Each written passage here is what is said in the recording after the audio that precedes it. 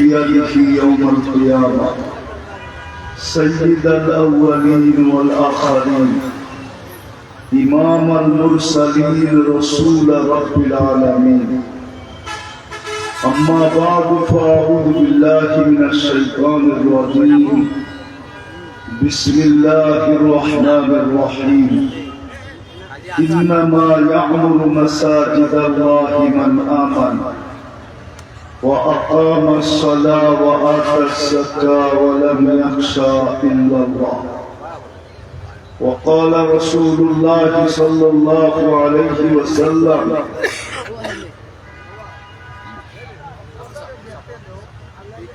ألا إن رخى الإسلام لدائرة فدوروا مع الإسلام حيث دار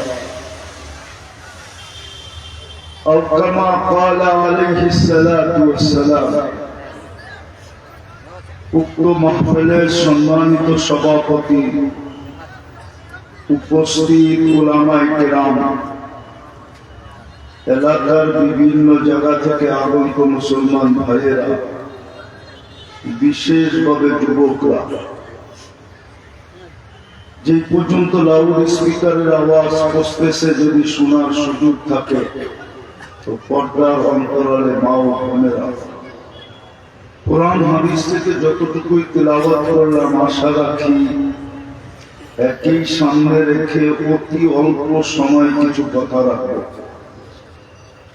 সাথে সাথে সকলের কাছে দোয়ার দরখাস্ত, আল্লাহ আমাকে আপনাদেরকে সকল শ্রোতাকে কথাগুলো বুঝা এবং আমল করার তৌফিক দান করেন।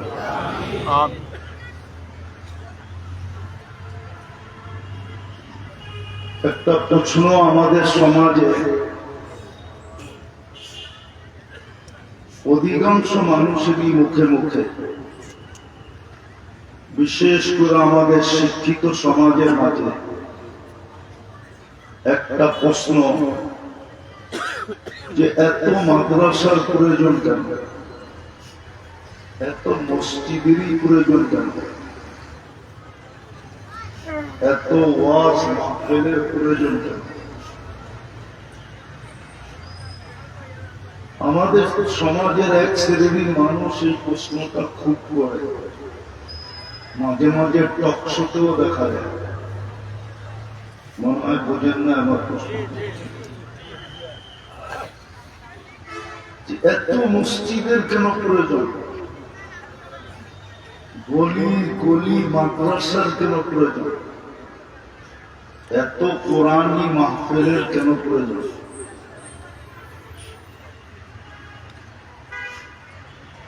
বরং এগুলা নিয়ে শুধু প্রশ্ন তোলে না, অনেক ধরনের কথা চলতে থাকে, ঠিক না? কি আপনাদের মনে কি প্রশ্ন জাগে না যে এত মসজিদের প্রয়োজন কেন,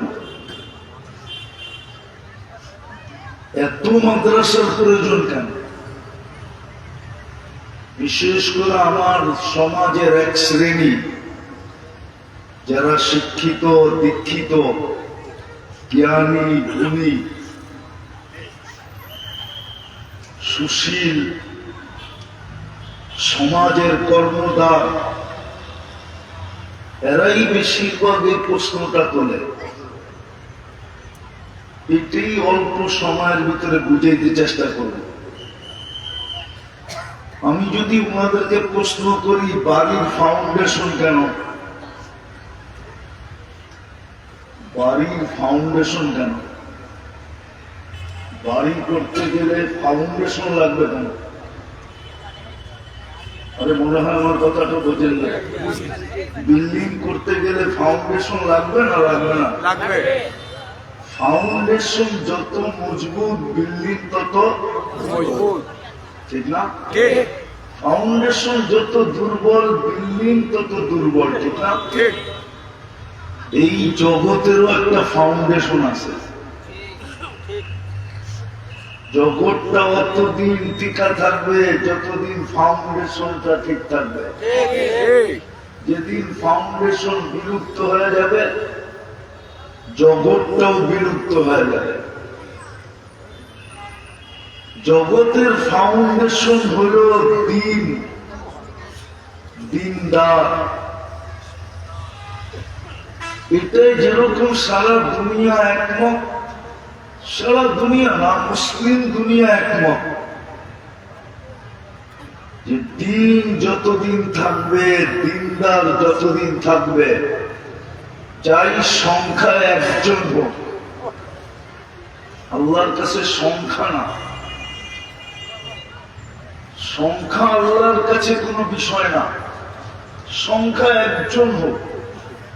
এই জন্য হাদিসে ইঙ্গিত আছে, হাত্তা ইউকালু আলা যাহরিল আরদি ওয়াহিদুন আল্লাহ আল্লাহ। একজনও যদি থাকে তারপর ওই জগৎটা টিকা থাকবে। যদি জগতের ফাউন্ডেশন থাকে, তাহলে আমাদের দুনিয়ার কি ফাউন্ডেশন নাই? আপনার যুক্তি কি বলে? যদি একটা বিল্ডিং এর ফাউন্ডেশন থাকতে পারে, সরকারের পক্ষ থেকে যদি এটার তদারকি হইতে পারে, বিল্ডিং তো আপনি ইচ্ছা করলেই বানাইতে পারবেন না, প্ল্যান পাস করতে হবে, পুরা নকশা আপনাকে দিতে হবে। যখন বিল্ডিং এর কাজ শুরু করবেন, সরকারের পক্ষ থেকে বা সিটির পক্ষ থেকে তদারকি চলবে, ঠিক না? চেকিং চলবে না? যদি একটা বিল্ডিং এর জন্য এত কিছু হইতে পারে, তাহলে এই দুনিয়ার কি কোনো ফাউন্ডেশন নাই? অবশ্যই আছে। আপনার যুক্তি কি বলে? বিবেক কি বলে? আছে না, হওয়া উচিত, ঠিক না? যদি একটা বিল্ডিং এর ফাউন্ডেশন হইতে পারে, এটার জন্য নকশা পাস করতে হইতে পারে, আবার বানানোর সময় তদারকি হইতে পারে, তাইলে এই দুনিয়াটার কি কোনো ফাউন্ডেশন নাই? আছে আছে। বিবেক কি এটা বলে না? যুক্তি লজিকে এটা আসে না যে এই দুনিয়ার ফাউন্ডেশন কি? দুনিয়ার ফাউন্ডেশন হলো মসজিদ। একটা একটা করে দেখাই, দুনিয়ার ফাউন্ডেশন মসজিদ। যদি দুনিয়ার ফাউন্ডেশন মসজিদ না হতো, মানুষ এখনো কিন্তু আসে নাই, মানুষ এখনো তৈরি হয় না। কিন্তু আল্লাহর ঘর কেন নামায় দিলেন? মানুষ কিন্তু এখনো তৈরি হয় নাই। সিলেটের ওলামা আমার সাথে একমত হবে, মানুষ এখনো তৈরি হয় নাই। আদম আলাইহিস ইসলামের এখনো অস্তিত্ব হয় নাই, মাটিও আনা হয় নাই। জানি না প্ল্যানিং হয়েছে কি হয়েছে না, এটাও জানি না। প্ল্যানিং হয়েছে কি হয়েছে না, এটাও জানি না। আল্লাহ সিদ্ধান্ত নিছেন কি নেন না, এটাও জানি না। কিন্তু আল্লাহ ঘর নামায়া দিছেন। আউয়ালা বাইতিন উদিয়া লিন্নাস, মক্কায় আল্লাহ নিজের ঘরকে নামায়া দিছেন। বুঝা গেল এই দুনিয়ার ফাউন্ডেশন হলো মসজিদ, এই দুনিয়ার ফাউন্ডেশন হলো মাদ্রাসা, এই দুনিয়ার ফাউন্ডেশন হলো এই কোরআনী মাহফিল। ফাউন্ডেশন যত মজবুত হবে, তত বিল্ডিং তত বেশি মজবুত হবে। ওইখানে ঘুমাইতে যে আত্মা কাঁপবে না, ঘুমাইতে যে আত্মা কাঁপবে না। ওটা ইঞ্জিনিয়ারই বলবে এই বিল্ডিং কতটুকু ভূমিকম্প সইতে পারবে, ইঞ্জিনিয়ার বলে দিবে। এটার ফাউন্ডেশনে বলে এটা 9 মাত্রার ভূমিকম্প সয়ে নিবে। বলেন 9 মাত্রার ভূমিকম্প যদি সয়া নেয়, তো আপনি তো নাকে তেল দিয়ে ঘুমাবেন। বলবেন আমাদের এখানে তো 5-6 বেশি হয় না, আমি নাকে তেল দিয়ে ঘুমাই। বিল্ডিং এর ফাউন্ডেশন মজবুত। তো যারা প্রশ্ন তোলে যে এত মসজিদ কেন, এত মাদ্রাসা কেন, গলি গলি কোরআনি মাহফিল কেন, ওটারই জবাব দিতে চাইতেছি আমি। এই জগতেরও একটা ফাউন্ডেশন আছে, আর এই দুনিয়ারও একটা ফাউন্ডেশন আছে। এই দুনিয়ারও একটা ফাউন্ডেশন আছে, আবার একটা দেশেরও একটা ফাউন্ডেশন আছে। দেশ ভিত্তিক জমিনের ফাউন্ডেশন। এই জন্যই আমরা আলহামদুলিল্লাহ বলতে পারি যে বাংলাদেশ নড়ে চড়ে পড়ে না, নড়ে চড়ে কেননা এতটুক জায়গার ভিতরে এত বেশি মসজিদ। বাংলাদেশ কিন্তু ছোট একটা জায়গা। আপনি বলবেন মসজিদের সংখ্যা ইন্দোনেশিয়ায় বেশি। আপনি ইন্দোনেশিয়া কয়বার গেছেন? কয়টা প্রদেশ ইন্দোনেশিয়া? ইন্দোনেশিয়ার 33টা প্রদেশ, 17,800 দ্বীপ। মাত্র 55% দ্বীপে মানুষ বাস করে, 45% দ্বীপ খালি পড়ে আছে। আমি 8 বার গেছি এই পর্যন্ত, 8 বার। 33টা প্রদেশেই গেছি। মিডল থেকে এক মাথায় যেতে প্লেনে 6 ঘন্টা লাগে। আপনার টেকনাফ থেকে তেতুলিয়া যেতে কয় ঘন্টা লাগে? প্লেনে 12 ঘন্টা, ঠিক না? 12 ঘন্টা না? কতক্ষণ? ওই যে একজনে বলতেছে 1 ঘন্টা, ওইটাই ঠিক। তাও মনে হয় 10 মিনিট বেশি বলছে।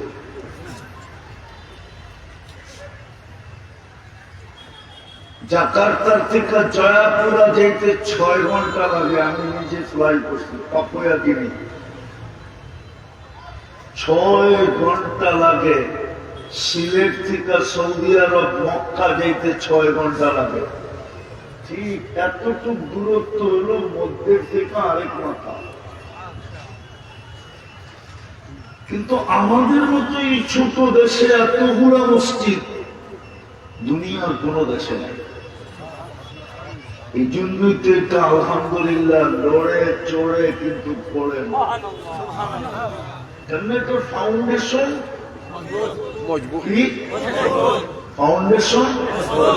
ফাউন্ডেশন। দ্বিতীয় এত মাদ্রাসা দুনিয়ার কোথাও নাই, যেটা দ্বিতীয় ফাউন্ডেশন। এত মাদ্রাসা দুনিয়ার কোথাও নেই, এতটুক জায়গার ভিতরে। শুকরিয়া আদায় করেন, বেঁচে গেছেন। এই যুগ হুজুরদের পেটে পাথর বাঁধার কারণে ইমামদের আর হুজুরদের যে বেতন, ওই বেতনের দিকে আর বর্তমান যুগের দিকে তাকাইলে এটাই সত্য হবে আমার কথা, যে এই যুগ হুজুররা পেটে পাথর বাঁধতেছে। ইমামের যে কয় টাকা বেতন আর কমিটির যে অবস্থা, বেতন দিয়া যদি হাসি মুখে দিত তাহলে ভালো ছিল। ইমামকে 24 ঘন্টা কান ধরে ঘুরানো আর কমিটি মাদ্রাসার ওস্তাদদেরকে 24 ঘন্টায় চাপে রাখা, তারপরে যে কয় টাকা বেতন পায় এই যুগে, এটা পেটে পাথর বাঁধার মতোই। জানি না সিলেটের উলামারা মানল কিনা, এটা পেটে পাথর বাঁধার মতোই। যেমন সাহাবা ওই যুগে পেটে পাথর বাঁধছে, এই যুগে পেটে পাথর বাঁধার মতোই। যেই কয় টাকা মসজিদের ইমামরা বেতন পায়, আর কমিটি যেইভাবে চোখ বড় করে করে দেখে, যদিও জাতির পয়সা দিয়ে বেতন দেয়, কেশিয়ার বেতন দেওয়ার সময় মনে হয় যে ও বাপের টাকা আইনা ইমাম সাহেবের হাতে মাত্র উঠায় দেবে। এটা পেটে পাথর বাঁধার মতোই। কিন্তু খারাপ নিয়েন না আমার কথাটা, ভাবেন তাহলে বুঝে আসবে, নাইলে বুঝে আসবে না, নাইলে প্রশ্নই থেকে যাবে। আরো দুই একটা কথা বুঝাবো, শুধু এই জমিনটা টিকায় রাখার জন্য না।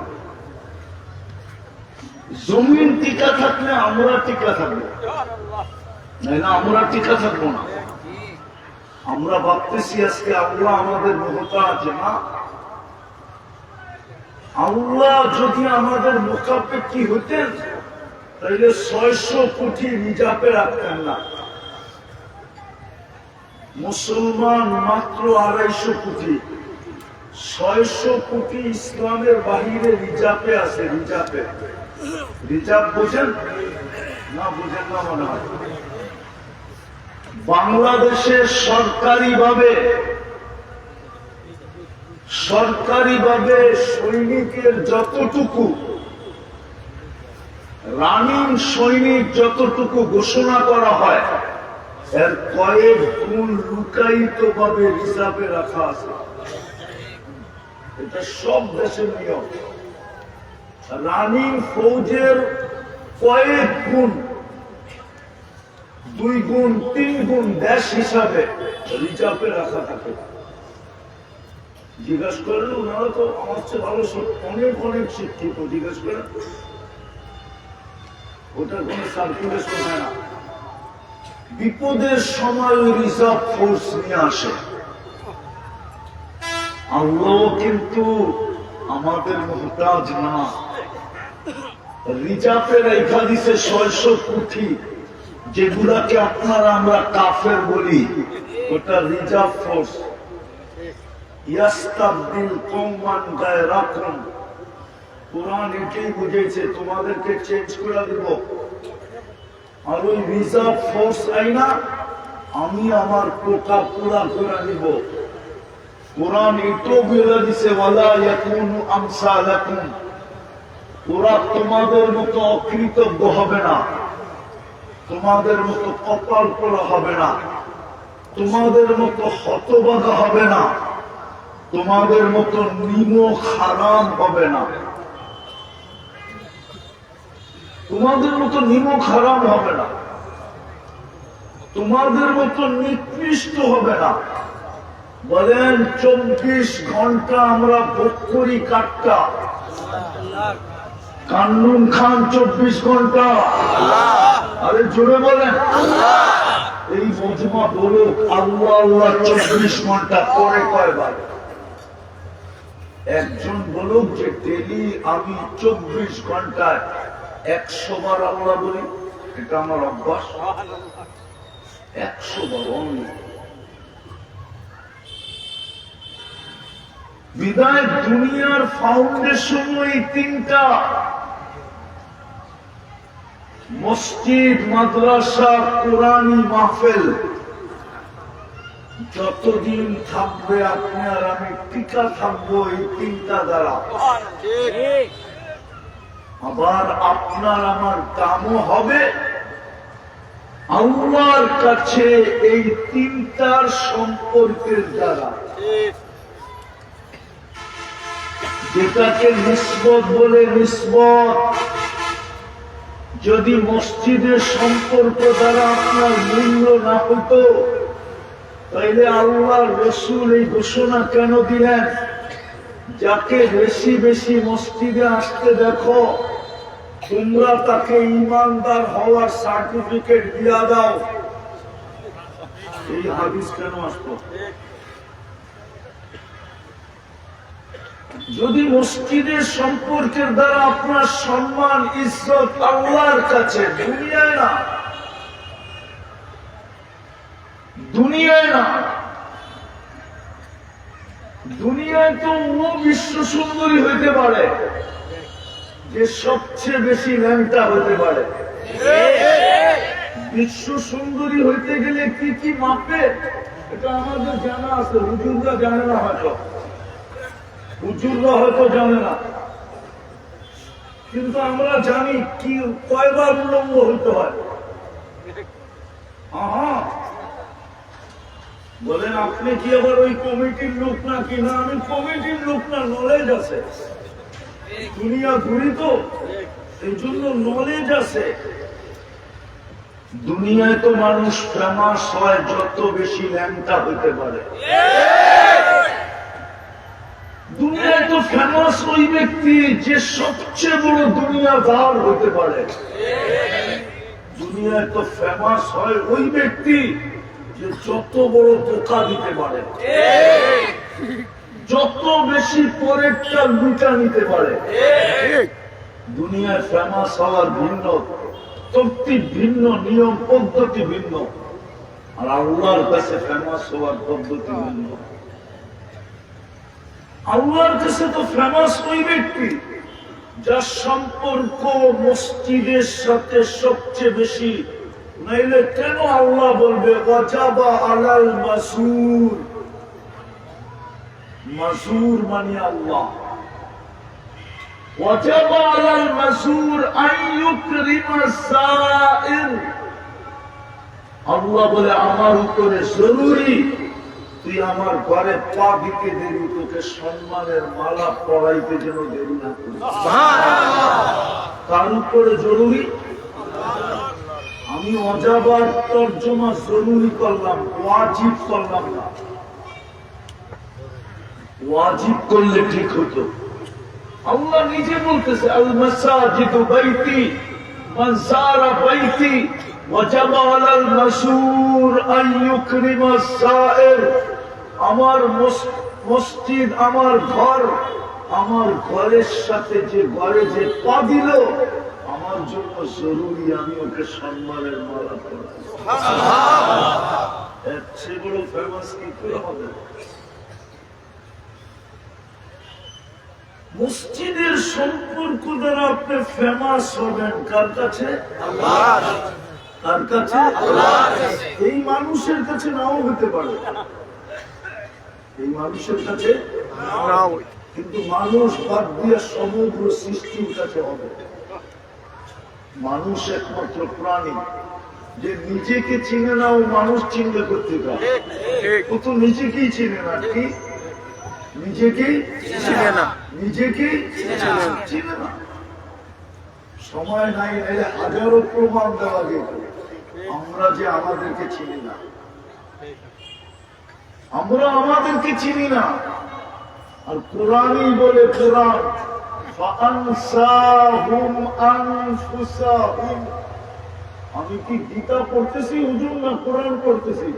কোরআন। আরে বলেন না কোরআন না গীতা? কোরআন। আল্লাহ নিজে বলতেছে ফাআনসাহুম আনফুসাহুম। ও নিজেকেই নিজেকে চিনবে না। আজকে তো আমরা আমাদেরকে চিনি না। চিনি না, চিনি না, চিনি না, চিনি না। তো মসজিদের সম্পর্ক শেষ বলতেছি, শেষটা মসজিদের সম্পর্কে আপনাকে কতটুকু ফেমাস বানাবে আল্লাহর কাছে। আল্লাহ কিয়ামতের দিন বলবে আইনা জিরানি, আমার প্রতিবেশীরা কোথায়? ফেরেশতারা বলবে সুবহান ওয়ালাকাল জিরান। আল্লাহ আপনি তো পবিত্র, আপনার আবার প্রতিবেশী। এইখানে তো আসার কারো অনুমতি ছিল না। এইখানে আসার তো কারো অনুমতি ছিল না। ছিল তো শুধু একজনের ছিল। কয়জনের? আরো সে কয়জন? কয়জন? জিবরিল আলাইহিস সালাম তো বহু দূরের থেকে আউট। আপনার আবার প্রতিবেশী। আল্লাহ বলবে যারা মসজিদের সাথে সম্পর্কিত ছিল, মসজিদ আমার ঘর, আমার ঘরের সাথে যার সম্পর্ক যত ঘনিষ্ঠ ছিল, ও আমার ঘনিষ্ঠ প্রতিবেশী, ওদেরকে ডাইকা নিয়ে আসে।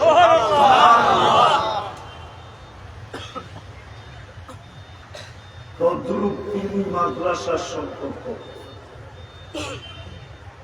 এক তো জমিনকে সুরক্ষা দিবে, এক তো আপনাকে সুরক্ষা দিবে, আমাকে সুরক্ষা দিবে, যার কারণে বাংলাদেশ বেঁচে আছে। আমি মিডিয়ার বা রাষ্ট্রের বিরোধিতা করতে চাইতেছি না, আমি 7.8 ভূমিকম্প দেখছি, আর আমি জাপানেও ভূমিকম্প দেখছি, কিন্তু 21 তারিখে ঢাকা শহরে যে ঝটকা আছে, আমার জীবনে এরকম কম্পন আমি দেখি নাই। কি করে এটা হেক্টর স্কেলে 5.7 আসলো, এখনো আমার মাথায় বুঝে আসে না। হয়তো এটা ছিল অনেক বেশি। দেশের মানুষ আতঙ্কিত হয়ে যাবে বইলা, হতে পারে এটা নড়ে চড়ে পড়ে না। আমরা আগেও বলছি, এখনো বলতেছি, এই তিনটা জিনিসের কারণে মসজিদ দরকার, মাদ্রাসা দরকার, কোরআনি মাহফিল দরকার। একটা হলো দুনিয়া টিকা থাকতে হলে, লাল সবুজ টিকা থাকতে হলে, এটার ফাউন্ডেশন যত মজবুত হবে, তত বেশি এটা ধাক্কা সইতে পারবে, কোনো ক্ষয়ক্ষতি হবে না। যত বেশি মাদ্রাসা হবে, তত বেশি এটার ফাউন্ডেশন মজবুত হবে। যত বেশি কোরআনি মাহফিল হবে, তত বেশি এটার ফাউন্ডেশন মজবুত হবে। দ্বিতীয়, দুনিয়াও টিকা থাকবে, আমরাও টিকা থাকবো। তৃতীয় এটা আল্লাহর ইহসান, নাহলে যুক্তিতে বলে না। সিলেটের টাকাওয়ালারা যদি বাংলাদেশি না থাকতে চায়, লন্ডন আর আমেরিকার কানাডা পাড়ি জমায়, তো আল্লাহ কেন সিলেটে আইনা মসজিদ নিজের ঘর দিয়া দিল? আল্লাহ কি সিলেটওয়ালাদের থেকে বেশি গরিব? ঠিক না? না না, গরিব না, না উঁচুটা মানতে চায় না। আল্লাহ গরিব, ঠিক না? গরিব না? গরিব না? ধনী? ধনী? সিলেটের ধনী যদি সিলেট বাংলাদেশি বাস করতে চায় না, লন্ডনে পাড়ি জমায়, ইংল্যান্ডে পাড়ি, লন্ডনে পাড়ি জমায়, ইংল্যান্ডে ইউরোপে পাড়ি জমায়, কানাডা পাড়ি জমায়, আমেরিকাতে পাড়ি জমায়, সে বলে আল্লাহ আমাকে অর্থ দিছে, আমি এইখানে কেন থাকবো? আমি উন্নত পরিবেশে থাকবো, উন্নত দেশে থাকবো, ছেলে মেয়ে উন্নত ইউনিভার্সিটিতে পড়ালেখা করবে, বিয়ে শাদী উন্নত সোসাইটিতে হবে, উন্নত সোসাইটির মানুষের সাথে আমার পরিচয় হবে, আমি ওদের সাথে উঠা বসা করবো। তাহলে আমি সিলেটের মানুষকে জিজ্ঞাসা করি, আল্লাহ কি অনুন্নত? আল্লাহ কি গরিব? তাহলে আল্লাহ মসজিদটা, নিজের ঘরটা সিলেটে দিল কেন? আল্লাহও তো উচিত ছিল ইংল্যান্ডে দেওয়া, ঠিক না? সিলেটে না দেওয়া, ঠিক না? কি আরে হাসেন কেন? মনে হয় যুক্তিসঙ্গত হতেছে না। যুক্তি তো এটাই বলে, ঠিক না? হ্যাঁ, দিলেও একটা দেওয়ার কথা ছিল সেন্টারে, যে একটা দিলাম। তুই যদি নিজেকে দামি বানাইতে চাস, তাইলে তুই আসিস, আমার ঘরে আসিস। আর যদি নিজেকে দামি বানাইতে না চাস, তো যেখানে মনে হয় ওইখানে থাক। একটা দিতেন সেন্টারে, কিন্তু গ্রামে গ্রামে, পাহাড়ে পাহাড়ে, গলি গলি কেন দিলেন? আল্লাহ আমাদেরকে দামি বানানোর জন্য দিলেন। আল্লাহ বলে, এই তিন জিনিসের সম্পর্ক তোমাকে আমার কাছে ফেমাস বানাবে, আমার বন্ধুর কাছে ফেমাস বানাবে।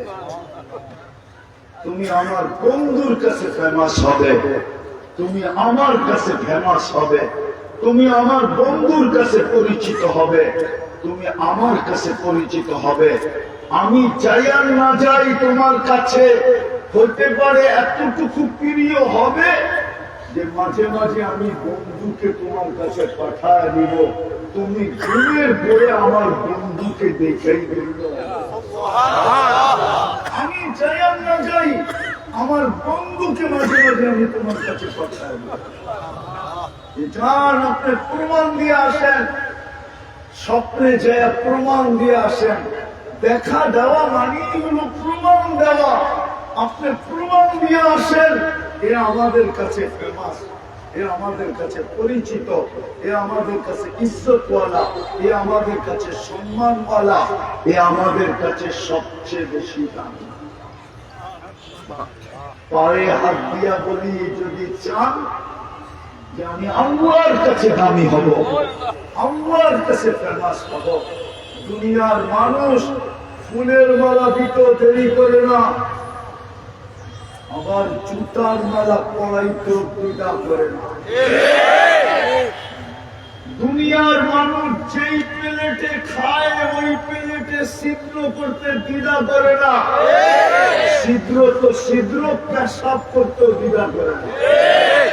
দুনিয়ার মানুষের সবকিছু তো দুনিয়াবী স্বার্থের সাথে সম্পর্কিত। স্বার্থের একটু খেলা তুই মিডিয়ারও আমাদের বিরুদ্ধে লেখা ছেড়ে দিবে। যে মিডিয়া আছে না, মিডিয়া ভিউজ বেশি পাওয়ার জন্য একটা কিছু উল্টা পাল্টা না যাই না লেখা ছেড়ে দিবে। হ্যাঁ হ্যাঁ, বিশ্বাস হয় না? আপনাদের সিলেটি 2 দিন আগে আমার নামে লেখা ছেড়ে দিবে, কিন্তু আমার ওপর রুচি রুচিতে পেটে থাপো লাঠি দিতে চাই না, এই জন্য বন্ধ করি না। নাইলে বন্ধ করে দিতাম, আমাদের কাছে সিস্টেম আছে, জিন্দেগির জন্য বন্ধ হয়ে যাবে। সারা জীবনে আর নতুন আইডি খোলার সুযোগ থাকবে না। ওরা ভাবছে ওরাই ফেমাস, আমরা কোনো ফেমাস না, ওরা আমাদেরকে ফেমাস করতেছে। মিডিয়ারা এটাই ভাবে কি আমরা ফেমাস, ওরা জানেন আমরা ফেমাস না। এই 2 দিন আগে আপনাদের সিলেটের মিডিয়া লেখা ছেড়ে দিচ্ছে কোন তথ্য, অথচ আমি ভুল না, যারা প্রোগ্রাম নিছে ওরা ভুল। আহমদ সগীর সাহেব আমার সাথে ছিল, এই সুবহানি ঘাটের নায়েবে মুহতামিম সাহেব আমার সাথে ছিল। কমিটি ভুল না, আমি ভুল, ওনাকে জিজ্ঞেস করি। আমাকে বসায় রেখা 50 বস্তা থেকে 1 বস্তা পর্যন্ত আসছে কালেকশন। কত? 50 বস্তা থেকে কয় বস্তা? 1 বস্তা। আমি বসিয়েছিলাম, কিচ্ছু বলি। আসরের নামাজ কাকি হইতে হইতে এখনো করতেছে না, 4:30 বেজে গেছে। বলছে আমরা আরো পরে পড়বো। তারপরে নিয়ে আসছে আরেকজনের বক্তৃতা হবে 10 মিনিট, তারপরে আমার বয়ান। অথচ আমার যেতে হবে কোথায়? মাগরিবের পরে প্রোগ্রাম তুলাউলা। বিকেল দিয়ে একটু চিন্তা করে মিডিয়া লেখা ছেড়ে দিছে।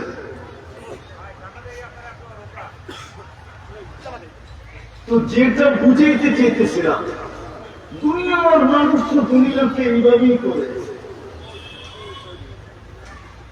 সত্যটা বললাম আপনাদের সামনে মিডিয়াই যার যাতে, এই জন্য আল্লাহর কাছে ফেমাস হওয়ার জন্য যেমন দুনিয়া টিকায় রাখার ফাউন্ডেশন, এই মাটিটা টিকা রাখার ফাউন্ডেশনের 3টা, আমরা টিকা থাকার ফাউন্ডেশনের 3টা, তখন আল্লাহর কাছে